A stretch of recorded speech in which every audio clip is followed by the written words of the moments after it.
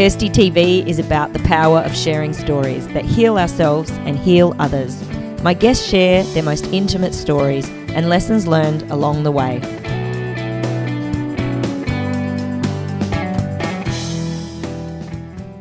Dear sister, when I was 13 years old, I was just starting to confront the reality of surviving 8 years of rape and other forms of sexual, physical, and emotional abuse by my father. I felt utterly alone. I read everything I could find about child sexual abuse and father-daughter incest, searching for a guidebook that would tell me what to do. I lingered for hours in the self-help aisle of every bookstore and library I entered. I wanted so badly to be normal, to move on quickly with my life. But I learned the hard way. Interpersonal violence, particularly sexual violence committed against you by someone you know and love, changes you forever. And if you truly want to get well, there is no going around your feelings and memories. You have to go through them. When we think about a 4-year-old, I mean, it must be even harder as an adult to make sense of that, that someone could want to abuse someone so young. It's heartbreaking, really, to think that anyone could do that to a child, let alone the people who are supposed to protect that child the most, that child's parents. You know? I mean, and that's the thing, we look to our parents to be our protectors. So what was your experience with your father like? He was not really present in my life very much before the age of 4 because my parents owned a clothing store. And so my mother and I lived together on the boardwalk in Ocean City, Maryland, and she did the retail end and ran the shop on the boardwalk. And my father lived in New York City and did the warehouse kind of merchandising and import-export side. But it wasn't until my mother got pregnant with my younger sister, who's 4 years younger than me, that we all moved in together and we moved up to New Jersey to be closer to New York City. And, you know, shortly thereafter was when he first sexually assaulted me. Yeah. So I think from very early on, my relationship with him, or my view of him, or my feelings towards him were understanding enough to be scared of him and thought that he was very unpredictable.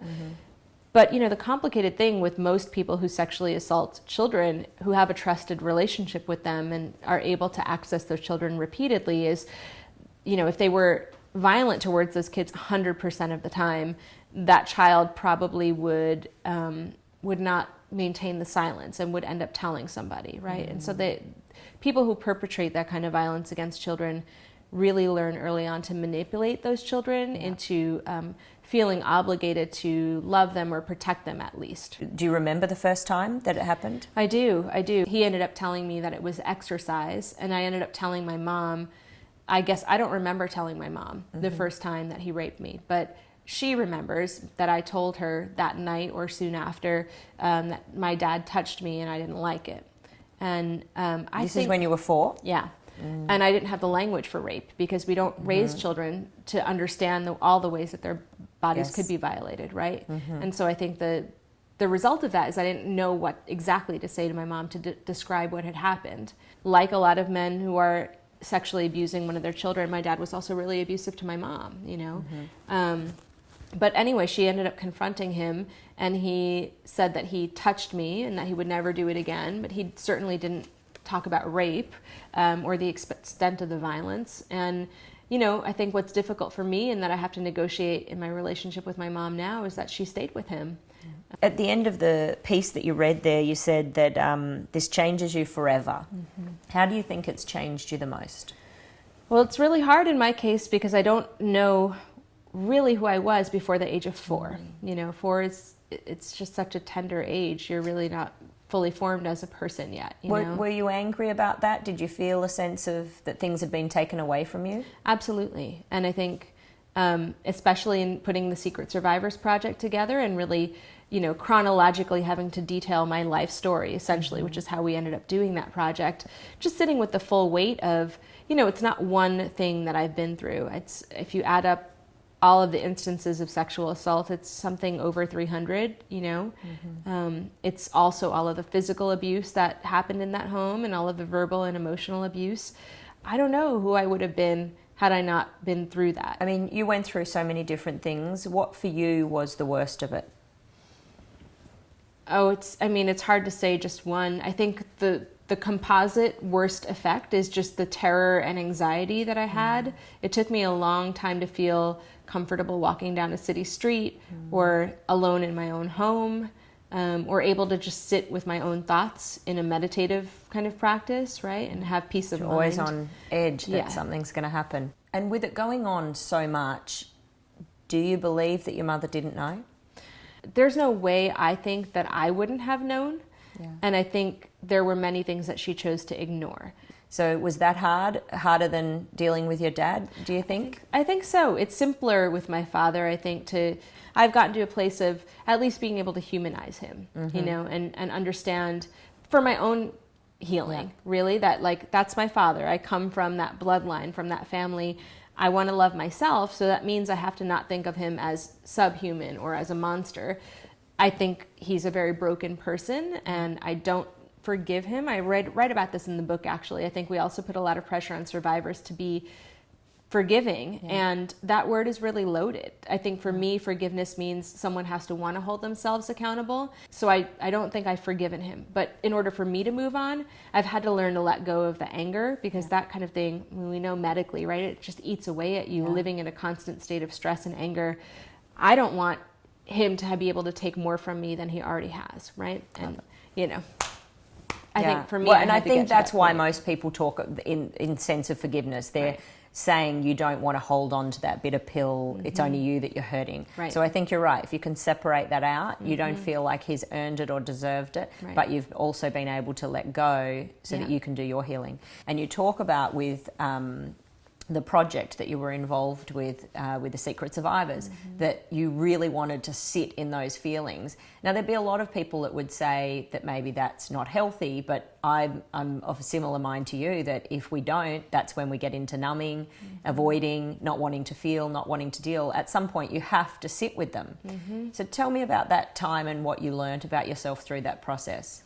Until Secret Survivors, I had just kind of carried on in this narrative that I think my mother put forward that really centered her of, she survived this terrible marriage. This is about the three of us together, meaning her and me and my sister. And I think Secret Survivors was a way for me to center myself and say, okay, I understand that you were harmed too over these 16 years that you were married to my father. But, you know, I think there's something that I need to unpack about, like, what about just me as a child, and having to confront that she could have done lots of things differently, right? And giving myself space to say, I'm angry at you too, you know? You're not the mother of the year. And so I think what I've learned is just how to let go, right? And how to be honest with what is and not what I wish could be. So what do you think is important for people to know? What would have helped you when you were 10, 12, 13 to hear from somebody else going through what you were? I mean, I think feeling like I could talk about what was happening to me, I think if I had understood how common this experience is, I mean, people tell me all the time, like, you're amazing, this is exceptional. And I always want to say back to them, actually, there's so many people who have gone through exactly what I've gone through, and not everyone has the same coping mechanisms. So, like, while it's important to definitely keep your eye out for the student who starts to cut class or is abusing substances or being promiscuous, there's always also going to be a student whose coping mechanism is something like school. You know, a few times teachers came over to my house for dinner, and I wish they would have maybe noticed things about my family dynamic that, looking back, I think might have been noticeable. I wish we all felt like a little more empowered as a society to talk about the fact that this violence is so common, and that we owe it to each other to be looking out for children in our community and in our families and on our block. And he had been through sexual abuse himself as a child. He did disclose that when we confronted him as a family. Yeah. That's how I got to a point of having compassion for him, right? Again, I'd separate forgiveness out from compassion, but I think humanizing him and saying, I really don't believe truly that anyone is born into the world, a newborn baby. None of us are going to look through that ward in the hospital and say, that baby is a rapist. Yeah. It just doesn't happen that way, right? This world shapes people who commit that kind of violence. And I actually have family photo albums of my father when he was a really young boy, maybe 6, 7 years old. And you can see that same emptiness that you can see in my pictures at that age. You can actually see that in his eyes. I like to think about healing as a jigsaw puzzle. If there was a key piece to your jigsaw of healing, what would that piece be? Oh, just one? Yeah, if you're only allowed to work on one, which would be the most profound? I definitely think everyone should go to therapy. I don't think, therapy has looked different for me all along the way. I think of therapy kind of like a journal that talks to you. No one else is going to read it necessarily. It's this person who is holding your experience and able to give you some reflection on that journey as well. So what's been the greatest gift in this experience? I know that time and time again, I am surprised that people who go through this kind of trauma are always able to see some kind of gift in the journey. What's it been for you? I mean, there's been honestly so many. I think it is funny to think about it in that way, but I don't know who I would be if I hadn't gone through this experience. And I really am finally at a point where I really love everything about myself. So I think, love that. Sometimes I meet people who haven't been traumatized in the same way and haven't been forced to confront and accept and love themselves. And I just think that seems hard, it was so overt in my life. It was literally like a life or death healing process where, one of the girls in my group therapy when I was in high school, the youngest one, who was 13 at the time, ended up taking her own life at the end of a year of therapy together. And I was only 16 at the time. And I think I really started to understand, crap, if I don't work on this, that might happen to me. Who are you because of this experience? I think I'm a much more compassionate person, to be honest, than I might have been had this not happened to me. I mean, I've been through a lot of suffering, and so I have a lot of room for other people's suffering. And not just in terms of sexual violence, but, there's a lot of pain in the world. Oh, what a beautiful gift. Thank you for being a gift for all of our viewers today and sharing your story. I know it must be hard every time you have to relive and retell it. Well, thanks so much for having me here. Thank you. So if you're out there and you're listening to this beautiful story today, and you have been through sexual abuse yourself, I want you to know that you can get to a place where you can work through your feelings. It can be uncomfortable and it can be painful, but if you're willing to go through it, I know that you can get to a place of healing where you can love your life and it can be more than you ever thought possible. So start sharing your story and your truth with people that you feel safe with around you, and maybe one day, like both of us, you'll be sharing it with thousands of people if that's what you need to do. So I look forward to seeing you next time on Kirsty TV. Subscribe to the YouTube channel below, tweet us and comment on our Facebook wall and engage in the conversation about this, because we need to make sure that we remove the shame and the stigma and start talking and sharing our stories. I'll see you soon. I try to cope, with nature and we're so blessed in Southern California to have mountains and desert and ocean, and just to get some peace of mind, all you have to do is drive in any direction and sit with yourself for a while, right? And it's a really a beautiful world as much as it's